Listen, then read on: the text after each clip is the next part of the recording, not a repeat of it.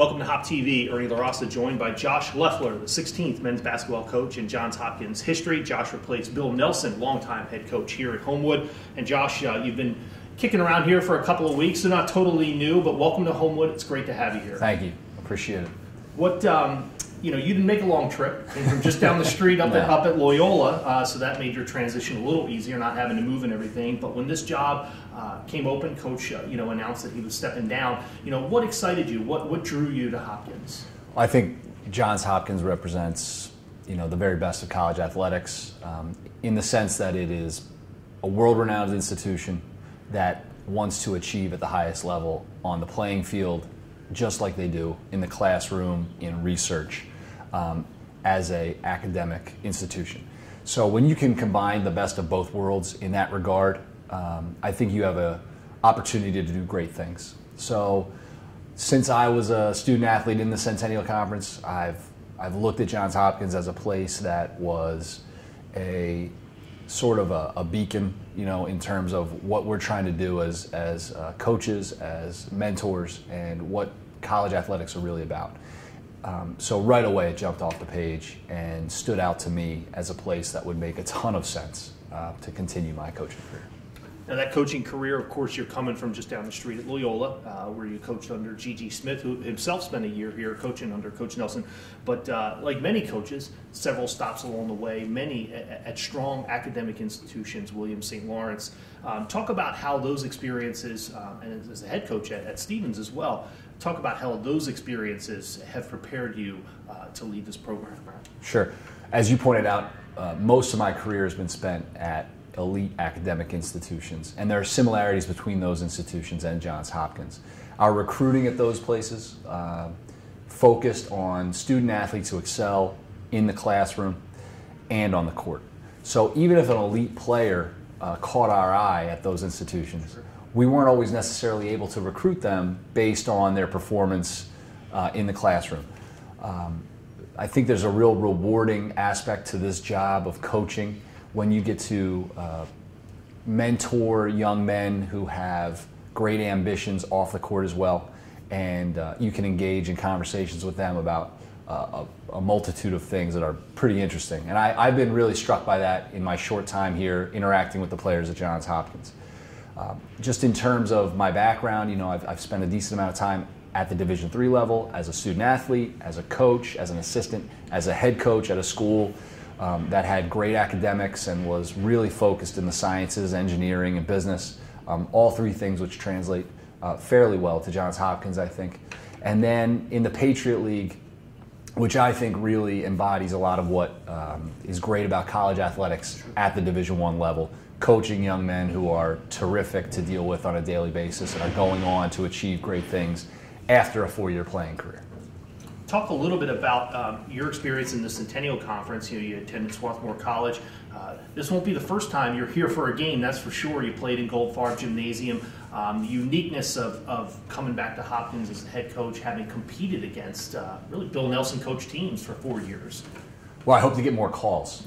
I don't fondly remember the whistle at Goldfarb when I was wearing a different uniform. So I would hope that they're a little friendlier to me this time around. I've really respected the Johns Hopkins program ever since Coach Nelson decided to try and recruit better players than me. So I think that was always one thing that I always thought was great, is that he had good talent, and I know he had to work hard to attract it because the admission standards here are so tough.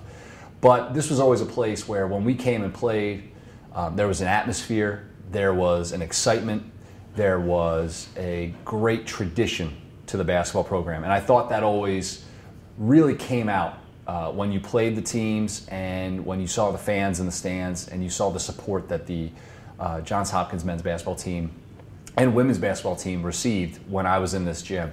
And that was something that even as an 18 to 21-year-old I noticed. And I think it's going to be unbelievable in many ways to be coaching here in home games. It'll be awkward in some ways when I'm coaching certain teams, but I'm okay with that. And like I said, I just think that the tradition for Johns Hopkins in all sports is so great, and I'm excited to be part of that as the head coach at Johns Hopkins. Well, of course, you'll take over a team. The cupboard's not bare. You return a first-team all-conference player in Kyle Doran, second-teamer in Michael Gardner, and several other key pieces from last year's team. That has to be encouraging to you as you take this first step. And it seems like the season's far away. 6 months is going to go pretty quick, but it's nice to have those returning veterans to build around in your first year. Yeah, it'll come about here pretty quickly. I mean, and then it's fast and furious, just in terms of, you know, how we're going to have to approach every day, because things are going to be, you know, going really quickly. I have been fortunate enough to walk into programs before that had good players, and I know for a fact that taking over a program with good players is much better than taking over a player with program with no players. So I'm really encouraged just with the firm footing this program is on. Coach Nelson's a wonderful coach. He's a great person. He's a pillar of the Division III coaching community. And to inherit a program that is on solid ground and to walk into a situation where you're not trying to build from the ground floor and do a complete revamp, I'm fortunate. And I think it's a daunting task in some ways, because you're replacing a man with 600 plus wins. Sure. But I'd rather have the benefit of good players who can help you win right away than have to walk in with lowered expectations. So I embrace those expectations at Johns Hopkins. I think that's what this is all about, achieving to the highest level we can with the best student athletes we can. And luckily, I feel as though I'm walking into a situation where we have several student athletes who have already achieved, and I'm just going to try and help them reach a little bit higher level of success personally and as a team.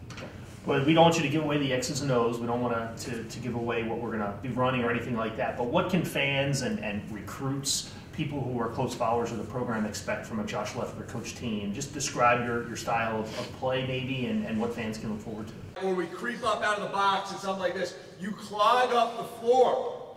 Stay in the box. As he comes off now, all right, I want you to catch here. We like to catch on a 45-degree angle right to the rim. All right, here we go. I think that, you know, the one thing I've always been a big believer in is being the hardest working team you can be. Really just getting the most out of every day. So whether it's a practice, a workout, or a game, I think we're going to try and be fast-paced with purpose. So not necessarily running around with like chickens with our heads cut off, but we're not going to waste time if we can help it. So I think that our daily approach will be one where we're trying to get from point A to point B and do it as efficiently as possible. You know, having said that, I always enjoyed my teams at Stevens running and playing in the full court, trying to take advantage of transition basketball when the opportunities presented themselves. So I think that's something that we'll try to translate to Johns Hopkins, and we will try to be an efficient offensive team by playing with two tempos, playing fast when we're able to, but then executing the half court when those transition opportunities aren't there. Again, I think that I'm walking into a situation where the program is on solid ground.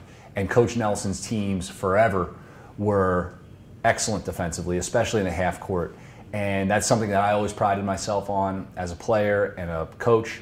And I hope to be able to instill, you know, some tweaks in some of my philosophies to the defensive end, but to build on the great tradition that Johns Hopkins has of being a defensive stalwart. What we're going to try and do is be as process-oriented as we can and try to win each day. And I know that's a cliche, Sure. And I know that it's become cliche to talk about process, but I think we have to figure out how we can take a group of student athletes and help them achieve a goal that is greater than the sum of their parts. And that's the really great thing about college athletics. If we can get a group to buy into doing that on a daily basis, then those results in the long run will take care of themselves. But I think we have to really stay focused on the task at hand, which is preparing ourselves each day to have the best day. That's always been my approach. That's always been the approach of the coaches who have mentored me and really showed me a great way to coach basketball. And that's the approach I think we'll take moving forward. Well, fans, you'll get to see Josh and the Blue Jays in action for the first time this coming November. 6 months. Again, it sounds like a long time, but it'll go quickly. Stay tuned to hopkinsports.com for everything Blue Jay basketball.